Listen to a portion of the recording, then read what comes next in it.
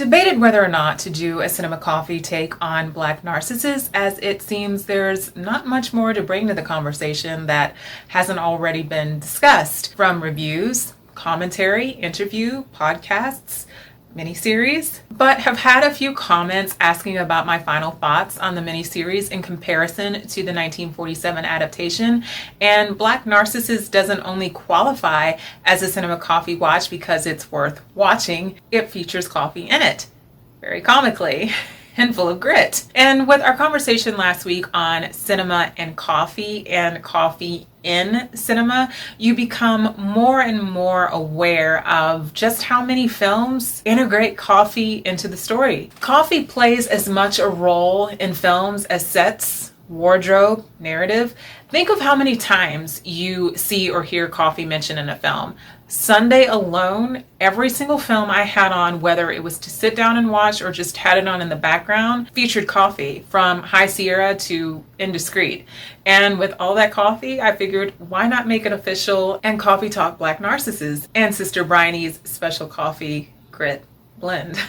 To the break room, classic film fans, it's tea time for a coffee break. Get Cab Calloway on it? Can you get it? Add my patty waist sugar. I'm shocked. Gambling is going on in here. By the way, how is your father? But I want to know, does it bother you? I often take for granted people know when a film is released, whether it's an original work or an adaptation or a remake, specifically the more famous, popular, well-known works, as with Rebecca as a more current example. I am taking for granted if you're here, you're already a graduate on classic cinema and the first 1947 adaptation by Michael Powell and Emmerich Pressburger, based on Rumer Godden's novel of the same name, influenced from her own personal life experiences with the Catholic Church and her time in India, as her family moved to India when Rumer was 6 months old, born in 1907, where her father ran a steam navigation company, spending most of her time as a child with her three sisters on the banks of today's Bangladesh. A trained dancer in London before going back to India, where she ran a dancing school and would continue to run for a time after having two children and the publication of Black Narcissus. I often think of this when I watch the scene of Gene Simmons dancing while she's alone in the open space of the palace room. So I'll keep the setup brief and just give my coffee talk take on the 1947 adapt versus the new 2020 adaptation. And we'll cut right to the most curious question. Yes, the miniseries is closer to the book than the original. However, that is not to say that the 1947 adapt steers away from the book. It's more or less Powell and Pressburger tightens the book into a shorter runtime versus the miniseries, which basically adapts the entire book to give it its close to 3-hour runtime. Keeping in mind, Rumer Godden did not care for the 1947 adaptation, saying, quote, "I have taken a vow never to allow a book of mine be made into a film again."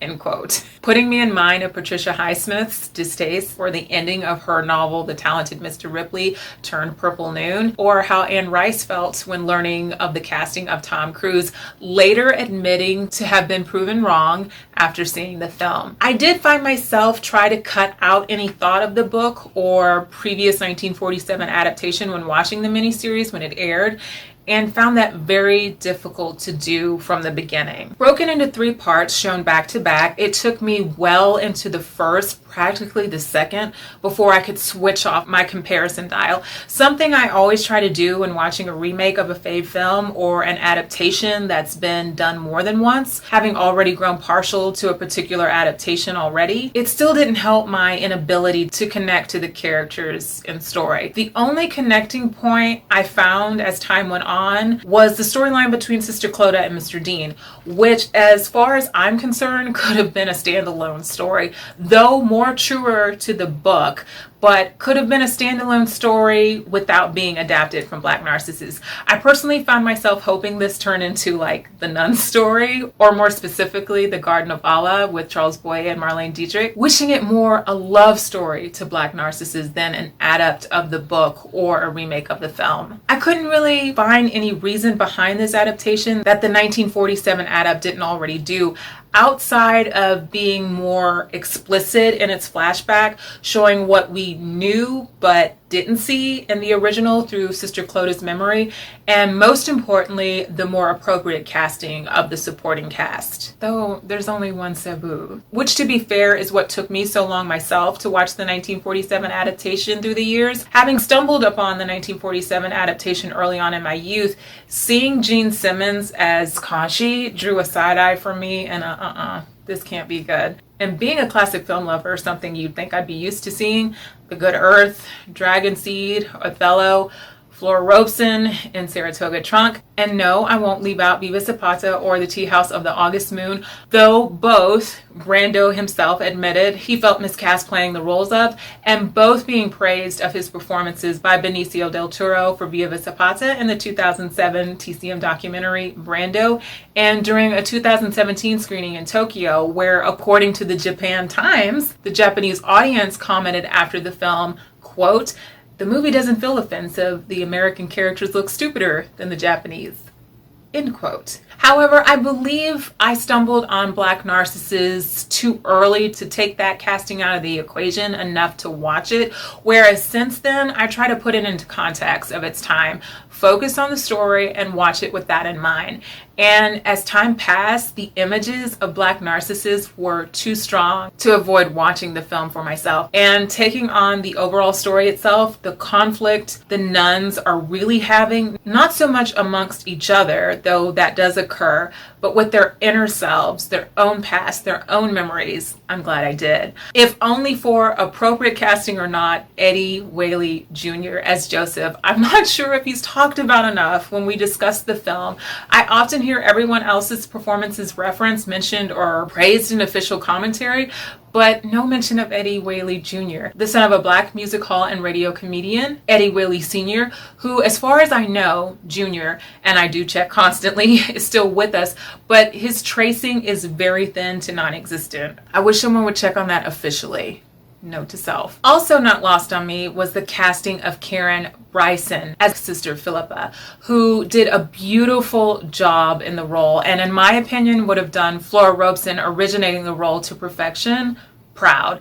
Though, as with the 1947 adapt, would have wished her character stayed on to the end instead of her storyline being cut off after her request to leave Mupu, because of the eye-opening reality of what this place can do, is doing to the sisters themselves, though more true to the book as it happened in the novel. As for me, her character was the one that stood out over Sister Ruth for me, who is a major card carrier in Kathleen Byron's portrayal in the originating role. I think it would be unfair to compare the cinematography between the 1947 adapt and the miniseries. For me, with all the modern technology on location filming, what cinematographer Jack Cardiff and set designer Alfred Younga do visually in the 1947 adaptation cannot be redone or adapted. This was Powell and Pressburger's first adapt of a novel, prior having only created original stories, having already shown up visually for The Life and Death of Colonel Blimp.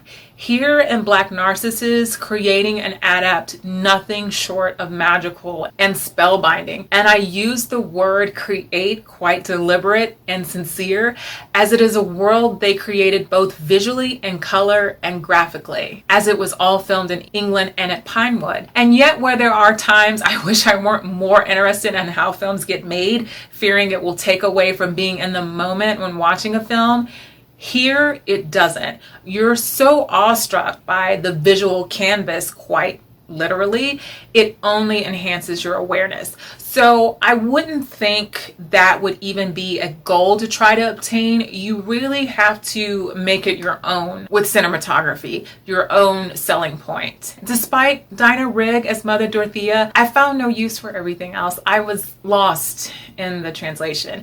Whereas the conflict between Sister Clodagh and Sister Ruth is apparent upon introduction of their characters opposite one another, both in the book and 1947 adaptation, only intensifying each time they meet. In the miniseries, it's reconstructed a bit, though closer to the book, but not enough, at least for me, to draw interest. For me, I found it more compelling in the novel and the 1947 adaptation.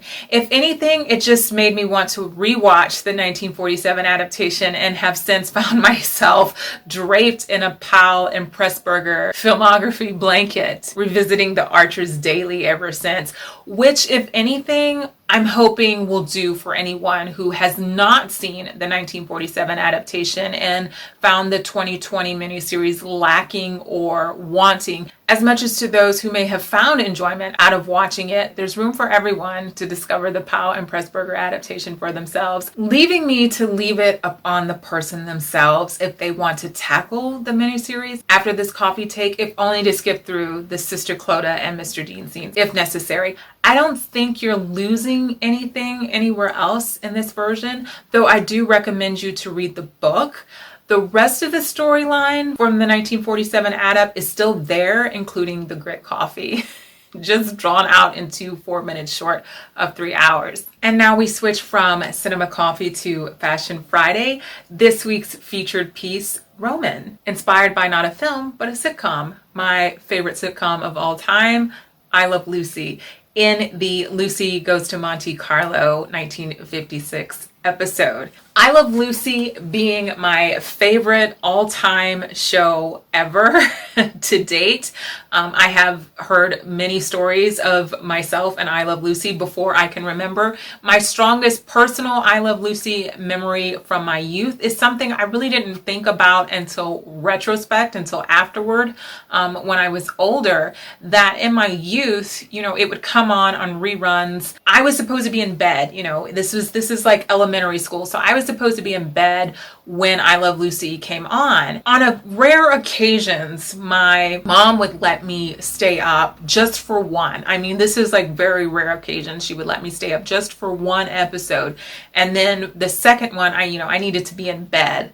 And my parents' room were across from my room at that time. So, in the house that we lived in. And first one, it's off, you need to be in bed. So I'd go to bed almost in a very sad, overtone, okay, I have to be in bed. Something that didn't click until my adult years. During that time, when I would lay down, my mom would go into their room, turn on the telly, and turn up the volume. Just so happened to be on the same station that I Love Lucy came on. And it clicked as an adult. She was doing that for me. Again, this wasn't all the time. This was just a rare thing she would do every so often, just enough that it jogged my memory and I made the connection with that's what she was doing, that I would be allowed to kind of listen to it a little bit as I went to sleep. So thanks, Mom, for doing that for me. The dress created for the I Love Lucy episode, like most of Lucille Ball's gowns, was done by Academy Award winner Edward Stevenson for his work with Edith Head on The Facts of Life 1962